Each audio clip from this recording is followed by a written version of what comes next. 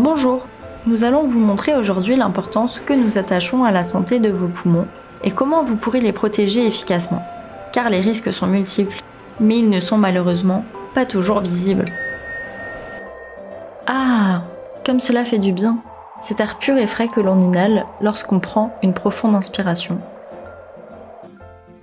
Le poumon est un organe vital pour nous humains. Pour pouvoir produire de l'énergie, chacune des cellules de notre corps a besoin de l'oxygène présent dans l'air que nous respirons. Ce processus produit un déchet, le dioxyde de carbone, qui doit être éliminé de l'organisme.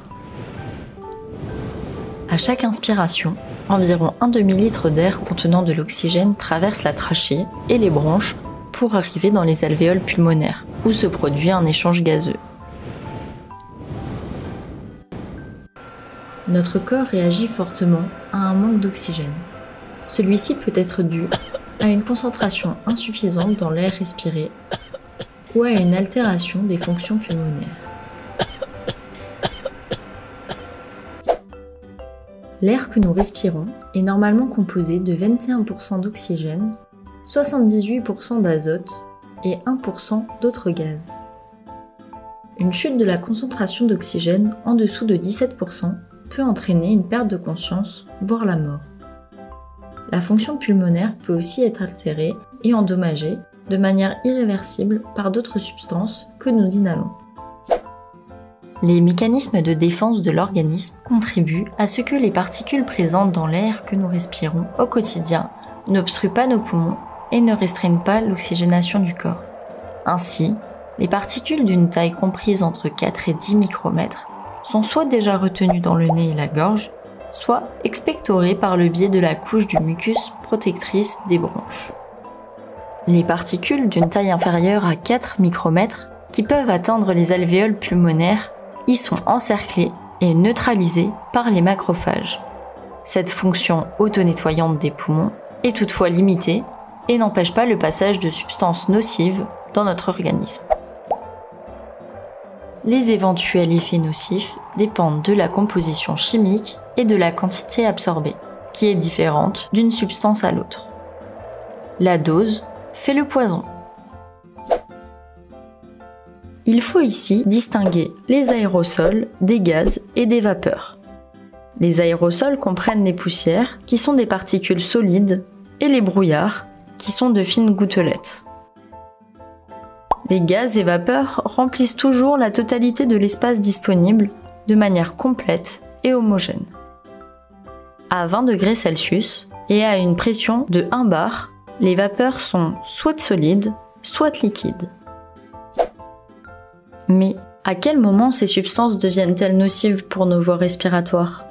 Pour répondre à cette question, le législateur a défini la valeur limite d'exposition professionnelle. Elle indique le niveau de concentration à partir duquel une substance peut avoir des effets nocifs aigus ou chroniques sur la santé.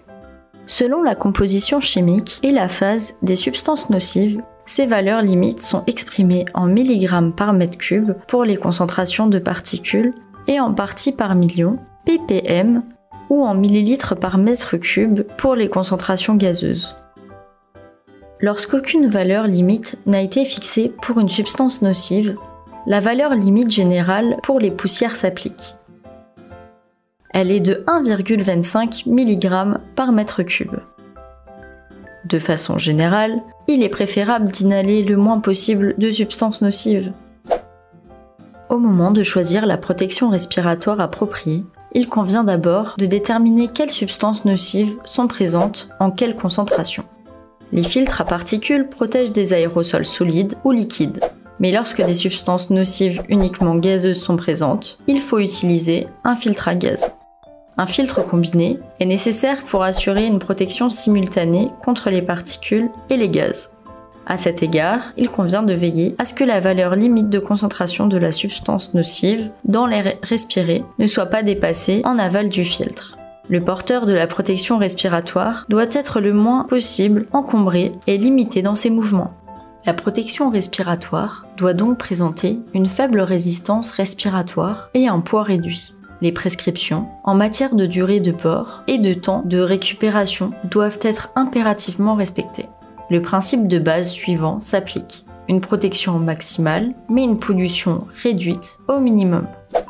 Les différents types de protection respiratoire sont les suivants. Les masques à filtre à particules jetables protègent, comme leur nom l'indique, des particules, mais pas des gaz. Ils se répartissent en 3 classes de filtres. La classe FFP1 protège des concentrations jusqu'à 4 fois la valeur limite applicable aux particules. La classe FFP2 jusqu'à 10 fois et la classe FFP3 jusqu'à 30 fois. Les masques jetables existent sous forme pliable ou perforée, avec ou sans soupape expiratoire. La soupape expiratoire présente plusieurs avantages. L'humidité peut s'échapper. Il ne se forme aucune accumulation de chaleur dans le masque, la résistance respiratoire est moindre et le confort de port supérieur. La pose correcte du masque à filtre à particules joue un rôle déterminant pour atteindre une étanchéité complète et, par conséquent, une protection optimale. Fixez le masque sous le menton et placez-le correctement sur le visage.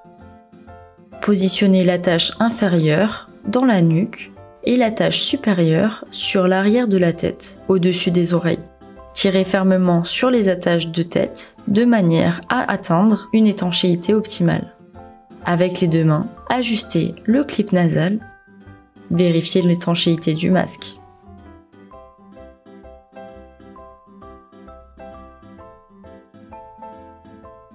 Comme pour tous les types de protection respiratoire, à l'exception des appareils de protection respiratoire à ventilation assistée, la barbe entraîne une perte considérable d'étanchéité.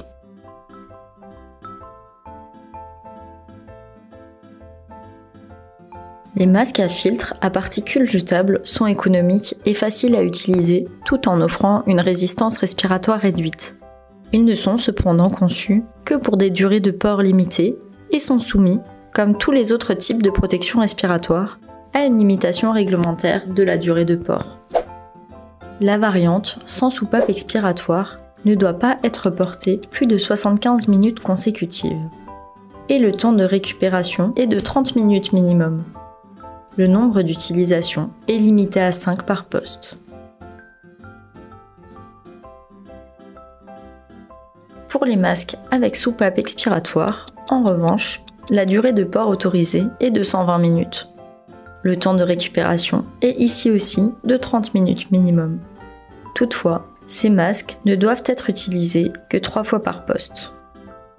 Après utilisation, les masques à filtre à particules jetables doivent être éliminés comme il convient.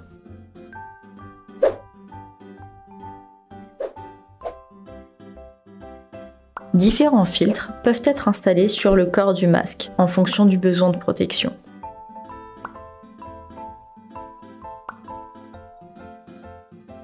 Le choix du masque, qui assurera la protection adéquate, dépend de la concentration de la substance nocive concernée. Les demi-masques offrent une protection jusqu'à 30 fois la valeur limite de concentration maximale de substances nocives applicables aux particules, gaz et vapeurs. Les masques complets jusqu'à 400 fois. En outre, grâce à la visière de protection, les masques complets assurent une protection plus poussée du visage et des yeux. En cas d'utilisation de filtres à gaz ou de filtres combinés, des limites d'utilisation doivent aussi être respectées. À cette fin, ils ont été repartis en 3 classes. Plus la classe est élevée, plus le filtre peut être utilisé à des concentrations élevées. Ainsi, un filtre à gaz de classe 1 peut être utilisé jusqu'à une concentration maximale de substances nocives de 1000 ppm par mètre cube, un filtre de classe 2 jusqu'à 5000 ppm par mètre cube et un filtre de classe 3 jusqu'à 10 000 ppm par mètre cube. La pénétration d'odeur, la perception de goût ou encore une irritation à l'inspiration sont des signes que le filtre à gaz ou le filtre combiné utilisé pour la protection contre les gaz a atteint la fin de sa durée d'utilisation. Les intervalles de changement de filtre doivent donc être définis de manière à éviter toute perméabilité. De même, les filtres AX contre les gaz et vapeurs organiques ne doivent pas être utilisés pendant plus d'un poste. La saturation est donc la fin de la durée d'utilisation des filtres à particules ou des filtres combinés se remarque à l'augmentation de l'effort inspiratoire. Les filtres à particules contre les substances radioactives, les spores, les bactéries, les virus et les enzymes protéolytiques ne doivent être utilisés qu'une seule fois, quel que soit leur degré de saturation. En règle générale, une date de péremption est imprimée sur tous les filtres ou leur emballage. Toutefois, les filtres ne doivent plus être utilisés 6 mois maximum après l'ouverture de l'emballage d'origine. Pour utiliser le masque, saisissez des deux mains les attaches de maintien inférieures et accrochez-les l'une à l'autre au niveau de la nuque. Placez le masque sur la bouche et le nez, tirez le jeu d'attache supérieure sur la tête. Commencez par serrer les attaches supérieures en les tirant par leurs extrémités pour obtenir un maintien sûr et confortable. Serrez les attaches inférieures au niveau des fixations arrière. Vérifiez l'étanchéité.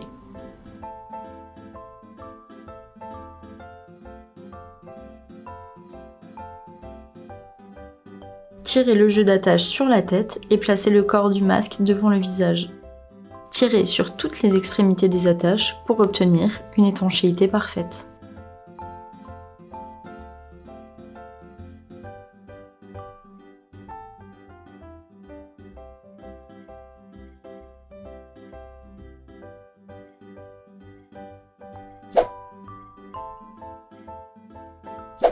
Les demi-masques ne doivent pas être portés plus de 120 minutes consécutives.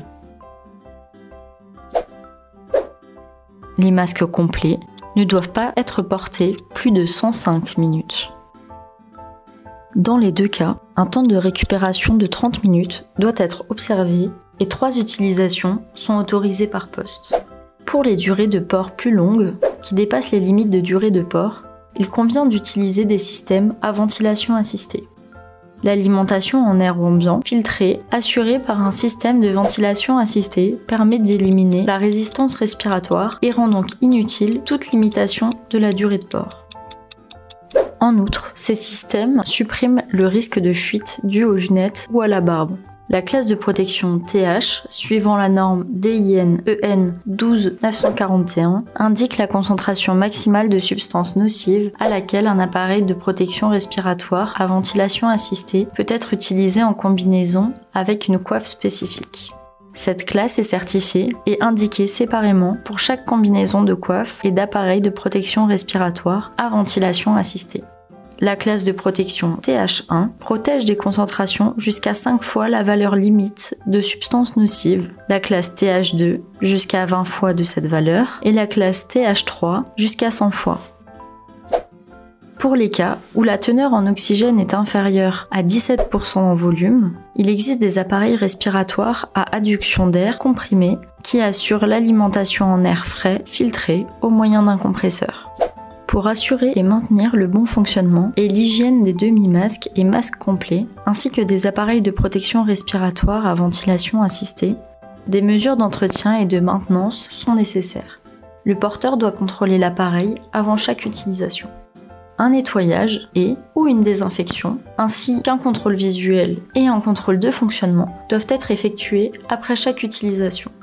En outre, un contrôle de fonctionnement, un nettoyage et une désinfection approfondie doivent être réalisés tous les 6 mois, tous les 2 ans pour les appareils étanches à l'air. Remplacez le disque d'expiration tous les 4 ans, la membrane phonique tous les 6 ans. Les opérations d'entretien et de réparation doivent être effectuées par une personne compétente qui doit suivre une formation tous les 5 ans chez le fabricant ou être réalisée directement chez le fabricant.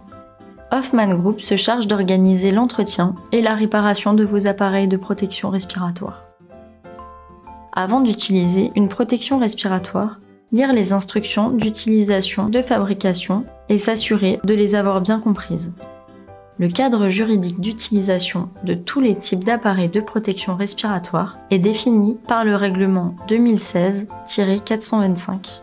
Vous voyez que la protection respiratoire est un sujet très important. Jugez-en par vous-même en essayant dès maintenant les différents types de protection respiratoire.